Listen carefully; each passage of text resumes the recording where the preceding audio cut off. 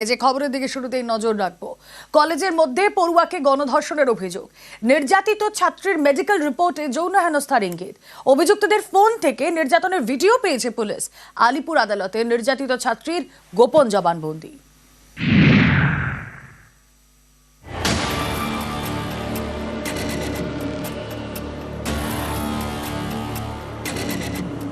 দক্ষিণ কলকাতার ল কলেজে পড়ুয়াকে গণধর্ষণের অভিযোগ, নির্যাতিত ছাত্রীর দাবি নির্যাতনের দুটি ভিডিও ফোনে রেকর্ড করা হয়। ল কলেজের মধ্যেই ছাত্রীকে গণধর্ষণের অভিযোগ, এই অভিযোগে কয়েকজনকে গ্রেফতার করে পুলিশ। ধৃত কলেজের অস্থায়ী কর্মী মনোজিৎ মিশ্র এবং দুই কলেজ পড়ুয়ার ফোন বাজেয়াপ্ত করা হয়। বাজেয়াপ্ত করা 3টি ফোনের মধ্যে একটি থেকে নির্যাতনের ভিডিও পাওয়া গেছে। নির্যাতিত ছাত্রীর অভিযোগ, এই ভিডিও সবাইকে দেখিয়ে দেওয়ার হুমকি দেয়, হকি স্টিক দিয়ে ভয় দেখানো হয়। কলেজ থেকে সেই হকি স্টিক উদ্ধার করে পুলিশ।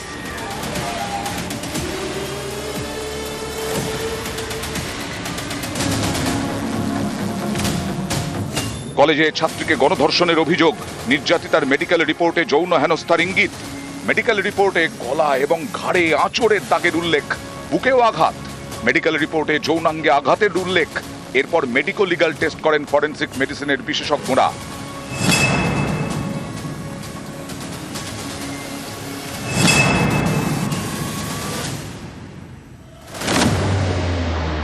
গত বুধবার কলেজের মধ্যে গণধর্ষণ, শনিবার আলিপুর আদালতে ছাত্রীর গোপন জবানবন্দি, খতিয়ে দেখা হচ্ছে তার কলেজের অ্যাটেন্ডেন্স। নির্যাতিত পড়ুয়ার অভিযোগপত্রে নিরাপত্তারক্ষীর ভূমিকা নিয়ে প্রশ্ন তোলা হয়। ইতিমধ্যে কলেজের এক নিরাপত্তারক্ষীকে গ্রেফতার করা হয়েছে।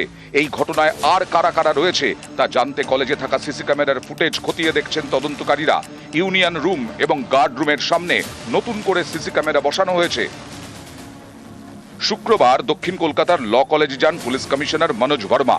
শনিবার এসিপি এসএসডি প্রদীপ কুমার ঘোষালের নেতৃত্বে সিট গঠন করে লালবাজার। ল কলেজে ছাত্রীকে গণধর্ষণের অভিযোগে ধৃত ল কলেজের অস্থায়ী কর্মী এবং প্রাক্তন ছাত্র মনোজিৎ মিশ্র।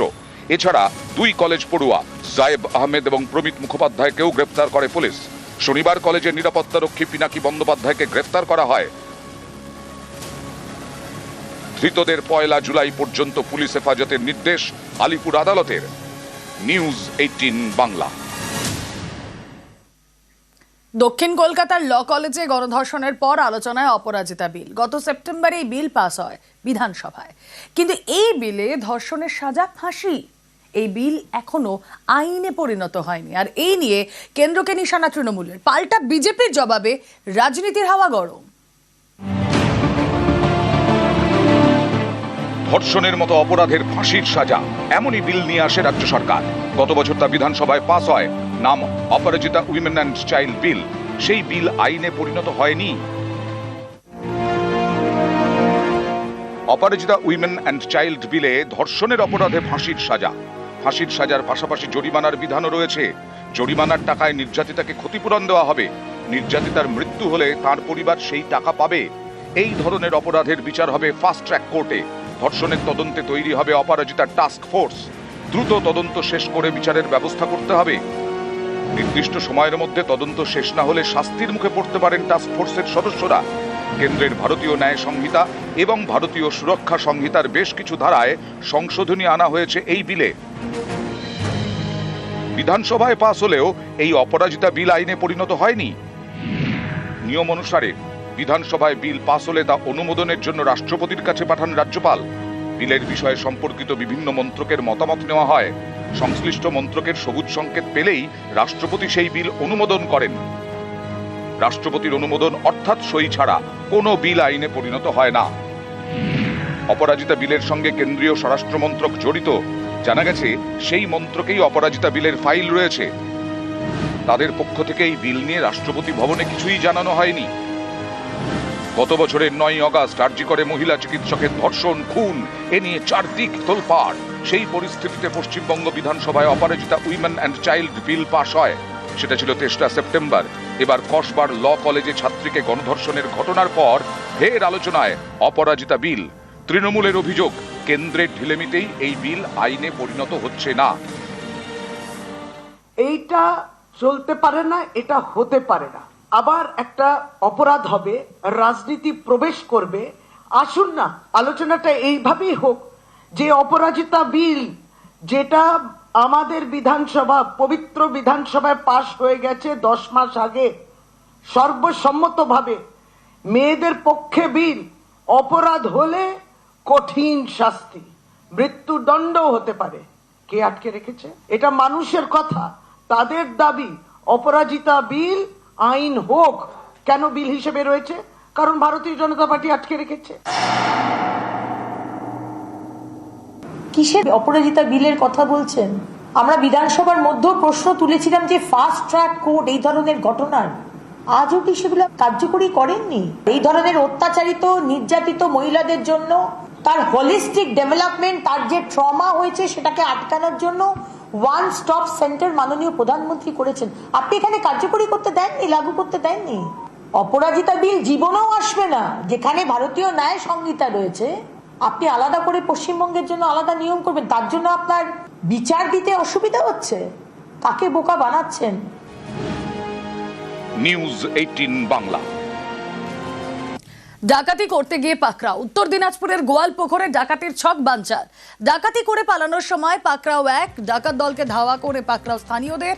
দুষ্কৃতীর থেকে উদ্ধার 2টি আগ্নেয়াস্ত্র কার্তুজ। দুষ্কৃতীকে ধরে ঘরে আটকে রাখেন স্থানীয়রা। ঘটনাস্থলে পৌঁছে দুষ্কৃতীকে গ্রেফতার পুলিশের। ঘাটাল মাস্টার প্ল্যানের টাকা দেবে না কেন্দ্র, প্রয়োজনে আন্তর্জাতিক সংস্থা থেকে ঋণ নিক রাজ্য, পরামর্শ কেন্দ্রীয় মন্ত্রীর। ঘাটালের বন্যা মোকাবিলার দায় ঝেড়ে ফেলল কেন্দ্র, পুরো দায় চাপিয়ে দিল রাজ্যের কাঁধে। ইতিমধ্যেই নিজেদের খরচে ঘাটাল মাস্টার প্ল্যানের কাজ শুরু করেছে রাজ্য সরকার। আর এরই মধ্যে কেন্দ্রীয় জলশক্তি মন্ত্রীর পরামর্শে রাজনীতির পারদও চড়ছে।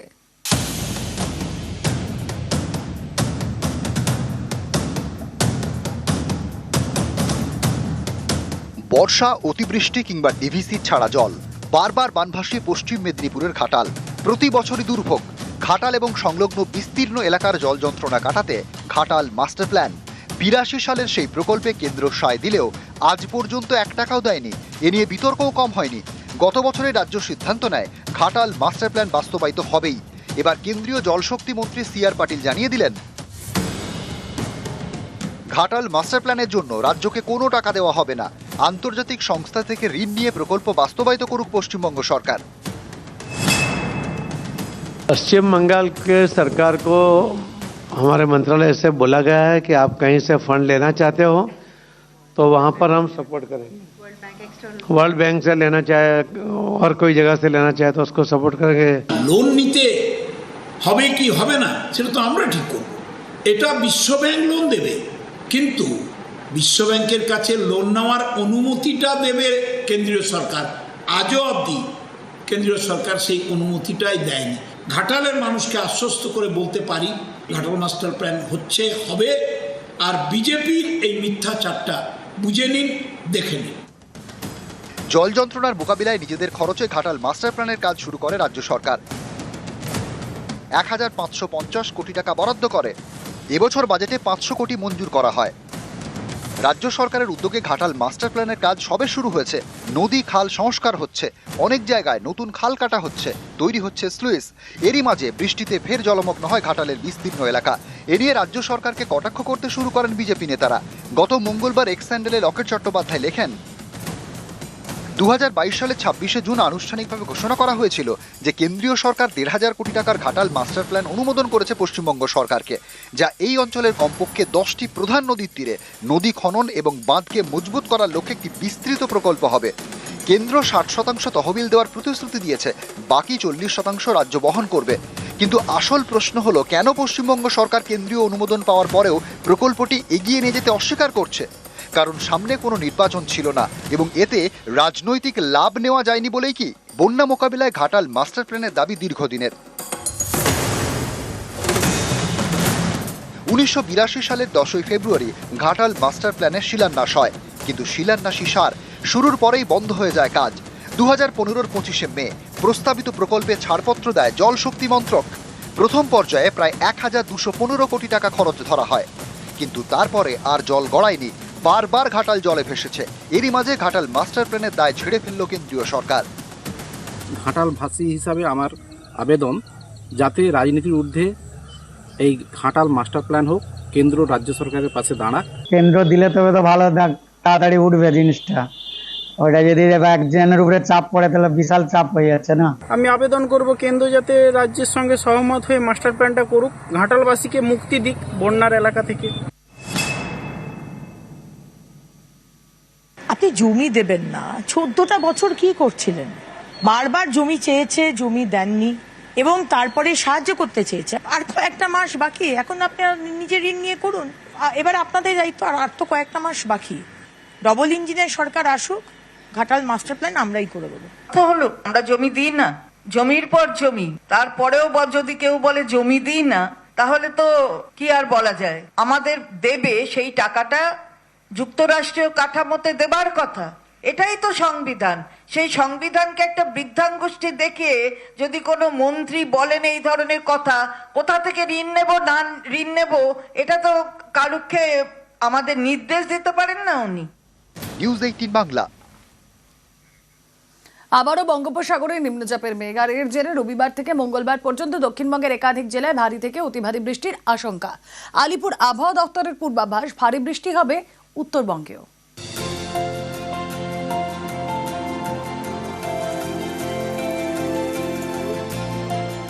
কখনো মেঘ, কখনো বৃষ্টি।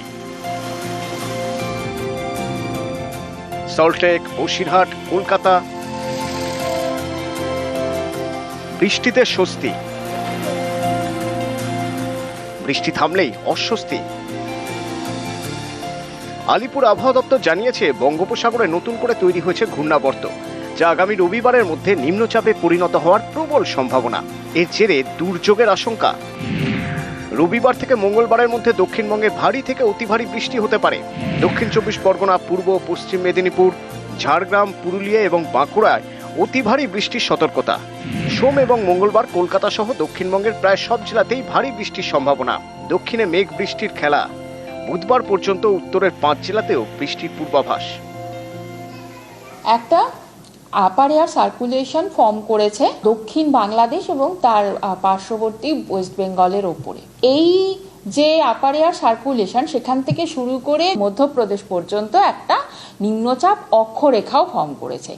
এই দুইয়ের প্রভাবে মোটামুটিভাবে দুই বঙ্গতেই সব জায়গায় হালকা থেকে ভারী বৃষ্টির সম্ভাবনা এই সব কদিনই রয়েছে। নিউজ 18 বাংলা।